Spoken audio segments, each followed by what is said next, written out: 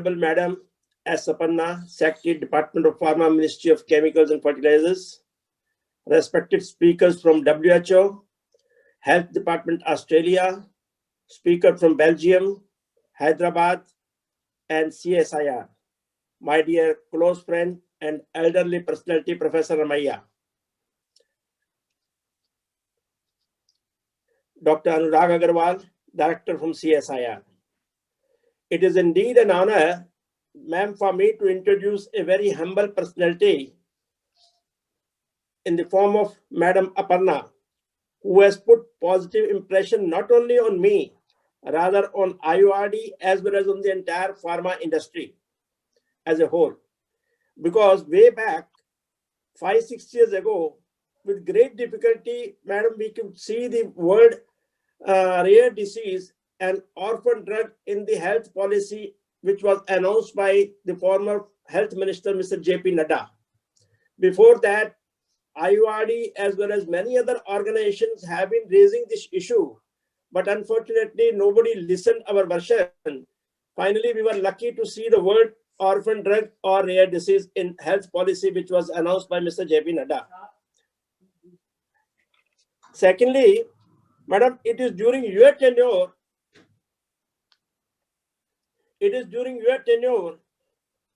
only few months back you have joined. And surprisingly, everybody in IORD, particularly Professor Ramaiah, was really surprised that we have been raising this voice in the overall interest of the patient of the rare disease.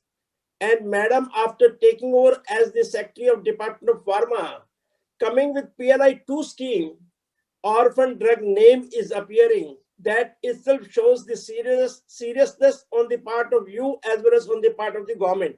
So this is a very great contribution which we have given to the nation and to the rare disease patient.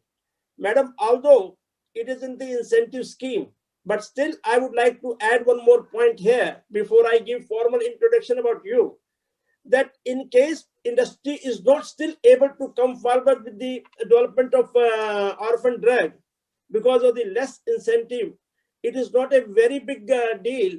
You may have to reconsider the incentive scheme for orphan drug in a different manner, because it involves a lot of research and innovation, whereas number of patients are less. So to have the commercial viability, industry may seek some more support, some more blessing from you. Now coming back to the introduction, yesterday Finance Minister made this budget announcement from 93,000 crore to 2.23, which is 137%. So great support to the industry, great support to the nation. But now we have to see where does orphan drug lies. I come to the main duty for which Professor Ramaiah has deputed me to introduce Madam Aparna. Although I should have introduced her first, then I should have kept my version. But being a selfish, I have done it other way around.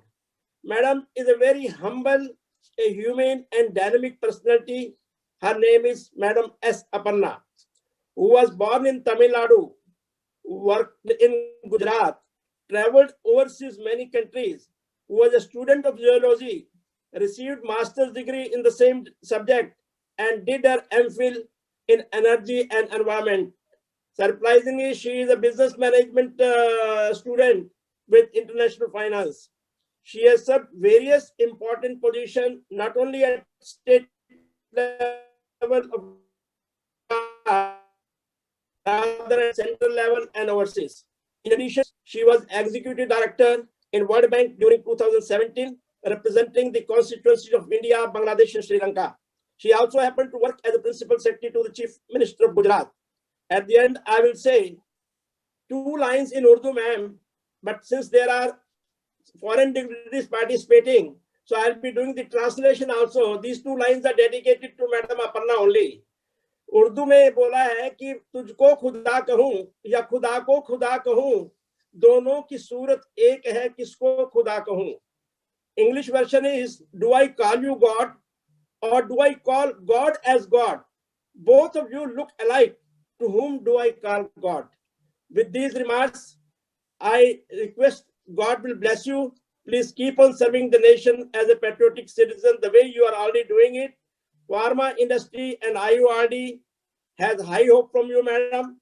The way you are conducting your duties with transparency, it is a role model for many other bureaucrats in our country.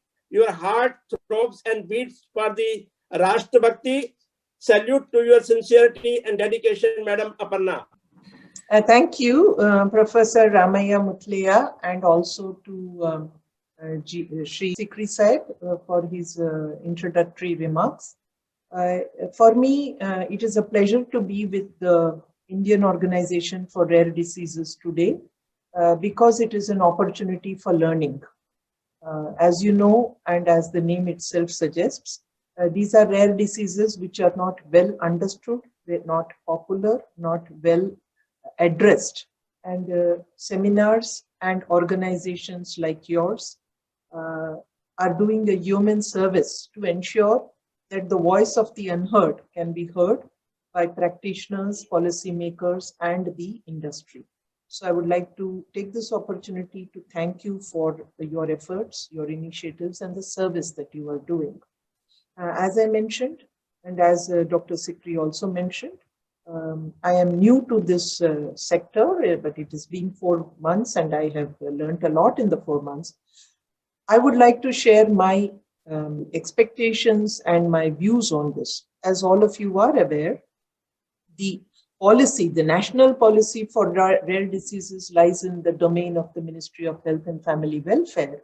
And they have toiled on this, tried to evoke views and comments from various stakeholders. And a policy is now in the public domain since January last year. And I am sure that very soon the ministry will be in a position to finalize the policy.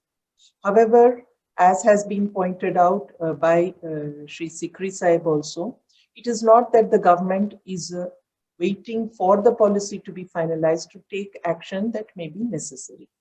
Of course, globally, there are 6,000 to 8,000 rare diseases, and maybe 350 of them account for almost 80% of the patients. So those patients that happen to have a disease which is not in those 350 diseases which account for the majority are in fact even more disadvantaged because of the size of the population in which they fall, and therefore possibly the attention that these patients and the diseases that they are afflicted with get would be minuscule.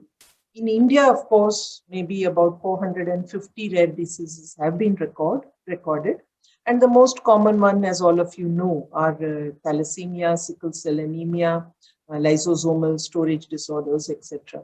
You mentioned in your opening remarks, Professor Ramaiah, that Gujarat has done considerable work in reducing the incidence of sickle cell anemia.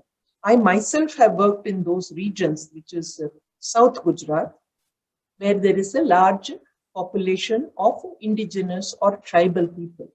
And a huge campaign was undertaken by government, not only for providing therapeutic facilities, but also for bringing about behavioral change. And it had become commonplace for marriages to be finalized, the alliances to be finalized only after genetic tests were done, blood tests were done among the population which had a high incidence of sickle cell anemia. So government adopted not only therapeutic but also preventive measures to ensure that the population which was having a propensity for sickle cell anemia could be protected and the disease could be prevented, and hopefully over a period of time it would die out. This is a very good example where when therapy is not available or it is very costly or it can only alleviate suffering and not cure the disease, then behavioral and societal support and changes also are important in ensuring that genetic defects. So if I may continue, there are inherent problems in addressing the problem of rare diseases, inherent challenges. One, of course, is that very little is known about the pathophysiology or the natural history of many of these diseases, because it is difficult to conduct research because the patient pool is very small, there is inadequate clinical experience. Access to medicine also becomes a challenge because often there is no effective or safe treatment available. And even when the correct diagnosis is made, which itself is sometimes difficult, it is not possible that the therapy may be available.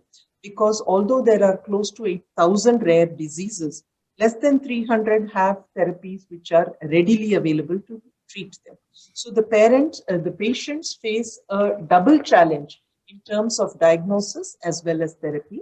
And in that context, the theme for today's seminar, and we have experts from all over the world in this webinar, the theme of preventing such rare diseases becomes much more important.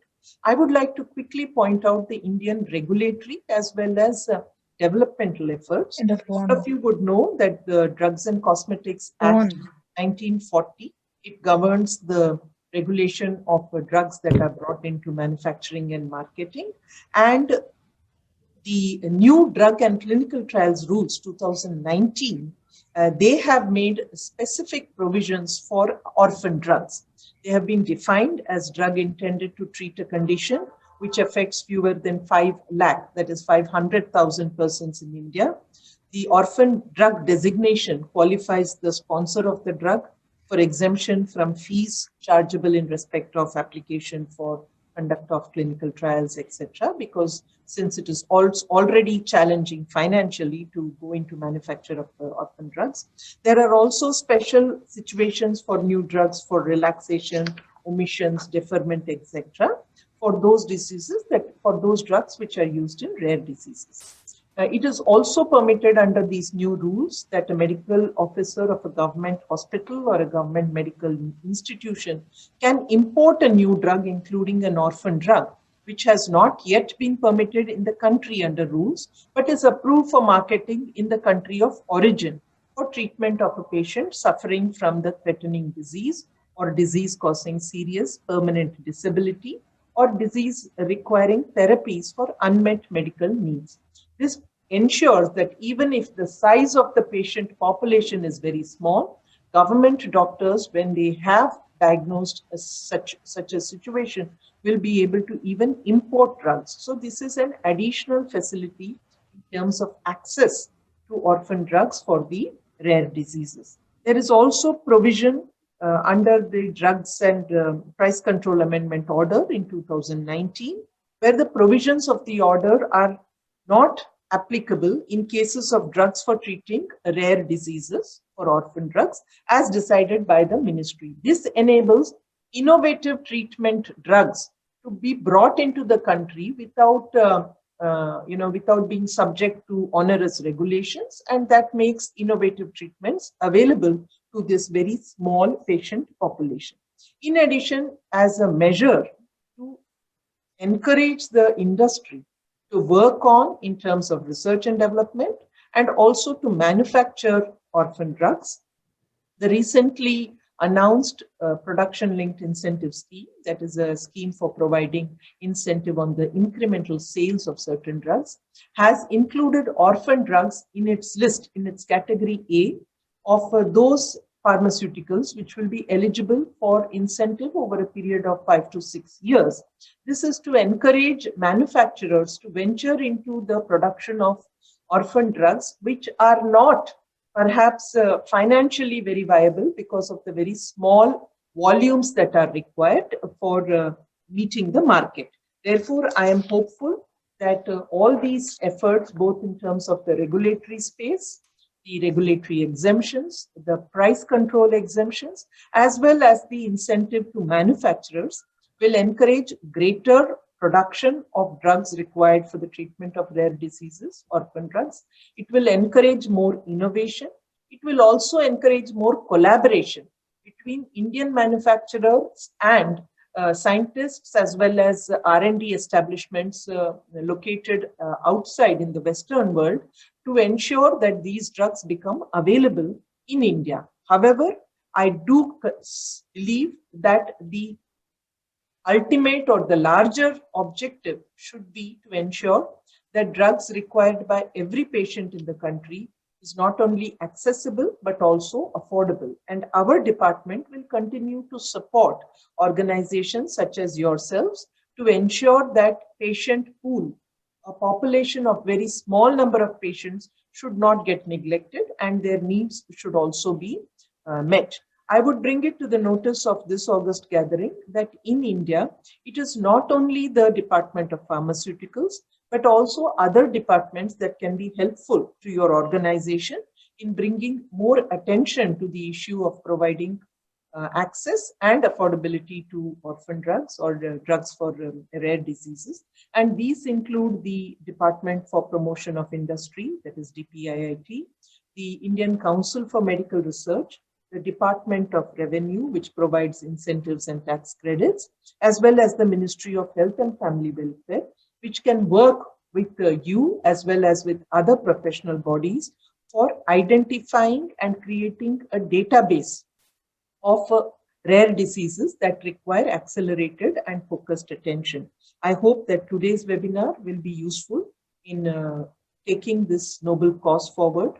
As has been mentioned by Professor Muthaiya, already the government in the budget for 21-22, fiscal year 21-22, has announced an increase in the funds and the resources available for the healthcare sector. Throughout the world, I believe governments as well as organizations are now keenly aware of the need to devote attention to healthcare, not just as a health problem, but also as a social and economic issue. I do wish this webinar all success, and I will be very happy if the proceedings could be shared with me, which could be useful as policy inputs as we move forward in finalizing our production-linked incentive scheme. So thank you, Professor Ramaiah, for giving me an opportunity. I will try to stay for some of the talks because I mentioned it is a learning experience for me. I perhaps may not be able to stay to the end, but I'll try to stay on as long as possible to hopefully benefit from the speakers that you have lined up. Thank you so much. Thank you. It's been a pleasure to see you on the virtual.